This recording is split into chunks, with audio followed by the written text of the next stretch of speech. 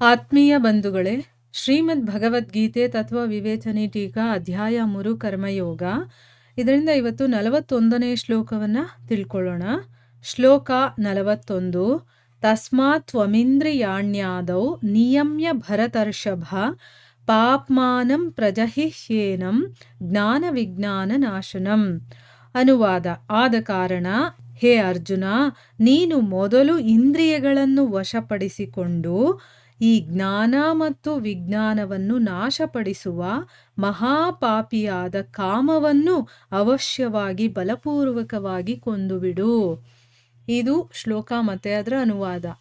ಈಗ ನಾವು ಇದನ್ನು ಅರ್ಥ ಮಾಡ್ಕೊಳ್ಳೋದಕ್ಕೆ ಪ್ರಯತ್ನ ಮಾಡೋಣ.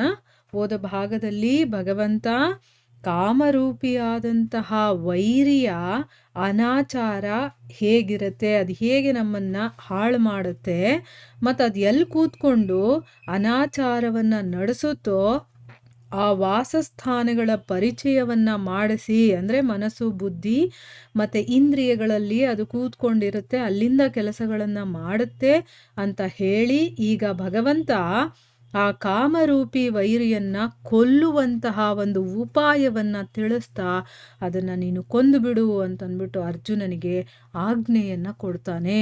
ಈ ಶ್ಲೋಕದಲ್ಲಿ ನಾನು ಹೇಳಿದ್ದೀನಲ್ವಾ, ಕಾಮ ಅನ್ನೋದು ಹೇಗೆ ಮಾಡುತ್ತೆ ಕೆಲಸಗಳನ್ನು, ಎಲ್ಲಿದ್ದು ಮಾಡುತ್ತೆ ಅಂತಂದ್ಬಿಟ್ಟು ಅದನ್ನು ನೀನು ಕೊಲ್ಲು ಅಂತಂದ್ಬಿಟ್ಟು ಅದಕ್ಕೊಂದು ಉಪಾಯವನ್ನು ಕೂಡ ಹೇಳ್ತಾನೆ. ಅದೆಲ್ಲ ಏನು ಅಂತ ಈಗ ಈ ಶ್ಲೋಕದಲ್ಲಿ ನಾವು ತಿಳ್ಕೊಳ್ಳೋಣ.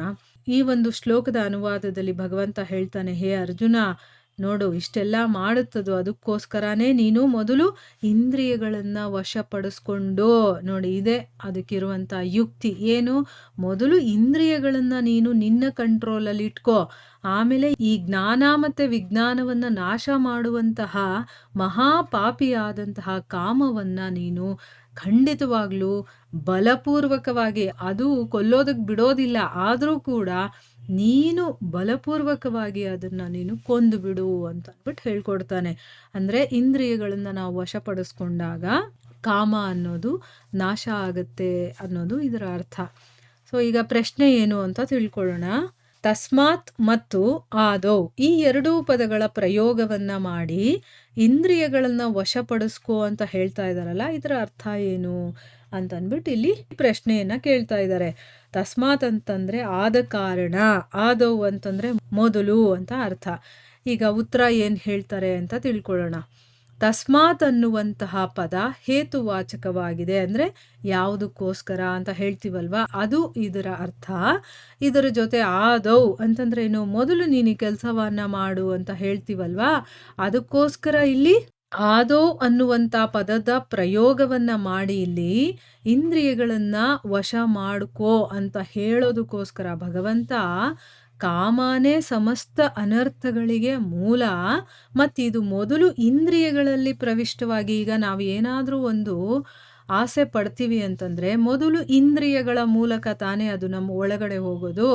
ಅಂದರೆ ಈಗ ಎಲ್ಲೋ ಹೋಗ್ತಾ ಇರ್ತೀವಿ, ಅಲ್ಲಿ ಏನೋ ಒಂದು ನೋಡ್ತೀವಿ ನಾವು, ಆಗ ಅದ್ರ ಮೇಲೆ ನಮಗೆ ಆಸೆ ಬರುತ್ತೆ, ಆಗ ಕಾಮ ಪ್ರವೇಶ ಮಾಡುತ್ತೆ, ಅಂದರೆ ಆಗ ಕಾಮ ನಮಗೆ ಅದ್ರ ಮೇಲೆ ಬರುತ್ತೆ ಅಲ್ವಾ. ಈಗ ಏನೋ ಒಂದು ತಿನ್ನುವಂಥ ವಸ್ತುನೇ ಅಂತ ಇಟ್ಕೊಳ್ಳೋಣ, ಹೋಗ್ತಾ ಇರ್ತೀವಿ, ಅದು ನಾನು ತಿನ್ನಬಾರ್ದು ಅಂತ ನನ್ನ ಮನಸ್ಸಲ್ಲಿ ಅಂದ್ಕೊಂಡಿರ್ತೀನಿ, ಆದರೂ ಅದು ನೋಡಿದ ತಕ್ಷಣ ನಮಗೆ ತಿನ್ನಬೇಕು ಅನಿಸುತ್ತೆ, ಅಲ್ಲಿಗೆ ಕಣ್ಣಿನ ಮೂಲಕ ಅದು ನಮ್ಮ ಒಳಗಡೆ ಹೋಗಿ ನಮಗೆ ಆಸೆ ಅನ್ನೋದು ಬಂತು ಅಲ್ವಾ. ಈಗ ಏನೋ ಒಂದು ವಿಚಾರ, ಯಾರ ಬಗ್ಗೆನೋ ಕೆಟ್ಟದಾಗಿ ಮಾತಾಡ್ತಾ ಇರ್ತಾರೆ, ಅದನ್ನು ನಾನು ಕೇಳಿಸ್ಕೋಬಾರ್ದು ಅಂತ ಅಂದ್ಕೊಂಡಿರ್ತೀನಿ, ಆದರೆ ನಾನು ಹೋಗಬೇಕಾದ್ರೆ ನನ್ನ ಕಿವಿಗೆ ಬೀಳುತ್ತೆ, ಕಿವಿಯನ್ನು ಕಂಟ್ರೋಲ್ ಮಾಡ್ಕೋಬೇಕು, ನಾನು ಆ ಕಡೆ ಹೋಗಬಾರ್ದು ಅಥವಾ ಅದನ್ನು ನಾನು ಕೇಳಿಸ್ಕೊಳ್ಬಾರ್ದು, ಕೇಳಿಸಿದ್ರು ಕೂಡ ಅದು ನನ್ನ ಮನಸ್ಸು ಒಳಗಡೆ ಹೋಗಬಾರ್ದು, ಆ ರೀತಿ ನಾನು ತಡೆದಿಟ್ಕೊಳ್ಬೇಕಾಗಿರೋದು, ಕಂಟ್ರೋಲ್ ಮಾಡಬೇಕಾಗಿರೋದು ನನ್ನ ಕೆಲಸ.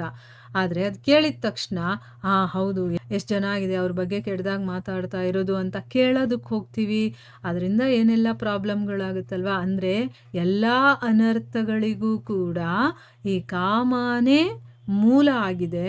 ಮತ್ತು ಇದು ಮೊದಲು ಎಲ್ಲಿ ಅದು ಶುರುವಾಗುತ್ತೆ ಅಂತಂದರೆ ಇಂದ್ರಿಯಗಳಲ್ಲಿ, ಮೊದಲು ಅದು ಇಂದ್ರಿಯಗಳಲ್ಲಿ ಸೇರಿಕೊಳ್ಳುತ್ತೆ, ಅಲ್ಲಿಂದ ನೆಕ್ಸ್ಟು ಮನಸ್ಸು ಬುದ್ಧಿಯನ್ನೂ ಕೂಡ ಅದು ಮೋಹಗೊಳಿಸಿ ಜೀವಾತ್ಮನನ್ನು ಅದು ಮೋಹಪಡಿಸುತ್ತೆ. ನಾವು ಹಿಂದಿನ ಶ್ಲೋಕದಲ್ಲಿ ತಿಳ್ಕೊಂಡಿದ್ವಲ್ವಾ, ಈ 10 ಜಿಲ್ಲಾಧಿಕಾರಿಗಳಿಗೆ ಫಸ್ಟು ಪ್ರಲೋಭನೆಯನ್ನು ಕೊಡುತ್ತೆ ಅದು ಅಲ್ವಾ? ಅದೇ ರೀತಿ ಕಾಮ ಮೊದಲು ಎಂಟ್ರ್ ಆಗೋದು ಎಲ್ಲಿ ಅಂತಂದರೆ ಇಂದ್ರಿಯಗಳ ಮೂಲಕ. ಆಮೇಲೆ ಅದು ಒಳಗಡೆ ಮನಸ್ಸಿಗೆ ಹೋಗುತ್ತೆ. ಆಮೇಲೆ ಬುದ್ಧಿ ಅದಕ್ಕೆ ಏನು ಬೇಕೋ ಆ ಕೆಲಸವನ್ನು ಮಾಡುತ್ತೆ. ಅಂದರೆ ಅಲ್ಲೋಗಿ ಅದು ಆವರಿಸ್ಕೊಳ್ಳುತ್ತೆ. ಇದರಿಂದ ಏನಾಗುತ್ತೆ, ಜೀವಾತ್ಮನನ್ನು ಅದು ಮೋಹಪಡಿಸುತ್ತೆ. ಇದರ ನಿವಾಸ ಸ್ಥಾನ ಯಾವುದು? ಮನಸ್ಸು, ಬುದ್ಧಿ ಮತ್ತು ಇಂದ್ರಿಯಗಳಾಗಿದೆ. ಅದಕ್ಕೋಸ್ಕರ ಮೊದಲು ಇಂದ್ರಿಯಗಳ ಮೇಲೆ ತನ್ನ ಅಧಿಕಾರವನ್ನು ಚಲಾಯಿಸಿ ಈ ಕಾಮರೂಪಿ ಶತ್ರುವನ್ನು ಖಂಡಿತವಾಗ್ಲೂ ಕೂಡ ಕೊಂದು ಬಿಡಬೇಕು ಅನ್ನುವಂಥ ಒಂದು ಅರ್ಥವನ್ನು ತೋರಿಸಿ ಇಲ್ಲಿ ಭಗವಂತ ಅರ್ಜುನನಿಗೆ ಹೇಳ್ತಾ ಇರೋದು. ಇದರ ವಾಸಸ್ಥಾನಗಳನ್ನು ತಡೆಯೋದ್ರಿಂದಾನೇ ಈ ಕಾಮರೂಪಿ ಶತ್ರುವನ್ನು ಕೊಲ್ಲೋದ್ರಲ್ಲಿ ನಮಗೆ ಈಸಿ ಆಗುತ್ತೆ. ಮೊದಲು ಕೂತ್ಕೊಳ್ಳೋದಕ್ಕೆ ಬಿಡಬಾರ್ದು. ನಾವು ಆ ಜಾಗವನ್ನು ಇಲ್ಲದೆ ಇರೋ ಹಾಗೆ ಮಾಡ್ಬೇಕಂದ್ರೆ ಅದು ಕೂತ್ಕೊಳ್ಳೋಕೆ ಜಾಗ ಕೊಡಬಾರ್ದು. ಕೊಡದೇ ಇದ್ದಾಗ ಅದನ್ನು ನೀಟಾಗಿ ನಾವು ನಾಶ ಮಾಡೋದಕ್ಕಾಗತ್ತೆ. ಮೊದಲು ಜಾಗ ಕೊಟ್ಟು ಅದಕ್ಕೆ ಭದ್ರ ಆಗಿಬಿಡ್ತು ಅಂತಂದರೆ ಅದು ನಮ್ಮ ಒಳಗಡೆಯಿಂದ ಹೊರಗಡೆ ಹೋಗೋದಕ್ಕೆ ಕಷ್ಟ ಆಗಿಬಿಡುತ್ತೆ. ಅಂದರೆ ನಾವು ಅದನ್ನು ಕೊಲ್ಲೋದಕ್ಕೆ ಕಷ್ಟ ಆಗುತ್ತೆ. ಅದಕ್ಕೋಸ್ಕರನೇ ಅದು ಒಳಗಡೆ ಬರದೇ ಇರೋ ಹಾಗೆ ನೋಡ್ಕೋಬೇಕು. ಬಂದರೂ ಕೂಡ ಅದಕ್ಕೆ ಜಾಗ ಕೊಡಬಾರ್ದು, ಅಲ್ಲೇ ಅದನ್ನು ಕೊಂದು ಬಿಡಬೇಕು. ಅದಕ್ಕೋಸ್ಕರನೇ ಮೊದಲು ಇಂದ್ರಿಯಗಳನ್ನು ನಂತರ ಮನಸ್ಸನ್ನು ತಡಿಬೇಕು ಅಂತಂದ್ಬಿಟ್ಟು ಇಲ್ಲಿ ಹೇಳ್ತಾ ಇರೋದು. ಈಗ ಅರ್ಥ ಆಯ್ತಲ್ವಾ? ತಸ್ಮಾತ್ ಮತ್ತು ಆದೋ ಅನ್ನುವಂಥ ಪದಪ್ರಯೋಗವನ್ನು ಇಲ್ಲಿ ಯಾಕೆ ಮಾಡಿದ್ದಾರೆ ಅಂತಂದ್ಬಿಟ್ಟು, ಕಾಮನೆ ಎಲ್ಲದಕ್ಕೂ ಮೂಲ. ಅದು ಮೊದಲು ಬರೋದು ಇಂದ್ರಿಯಗಳ ಮೂಲಕ. ಸೊ ಅದಕ್ಕೆ ಇಂದ್ರಿಯಗಳನ್ನು ನಾವು ಕಂಟ್ರೋಲ್ ಮಾಡಿ ಇಟ್ಕೊಂಡಿರಬೇಕು. ಕಂಟ್ರೋಲ್ ಮಾಡಿಲ್ಲ ಅಂತಂದರೆ ಕಾಮ ನಮ್ಮೊಳಗಡೆ ಪ್ರವೇಶ ಮಾಡೇ ಬಿಡುತ್ತೆ. ಆಮೇಲೆ ಅದು ನಮ್ಮನ್ನು ಸರ್ವನಾಶ ಮಾಡುತ್ತೆ ಅನ್ನೋದನ್ನು ಹೇಳೋದಕ್ಕೋಸ್ಕರ ಇಲ್ಲಿ ಹೇಳ್ತಾ ಇದ್ದಾರೆ. ಇಲ್ಲಿಗೆ ನಾವು ನಿಲ್ಲಿಸೋಣ. ಹರೇ ಕೃಷ್ಣ.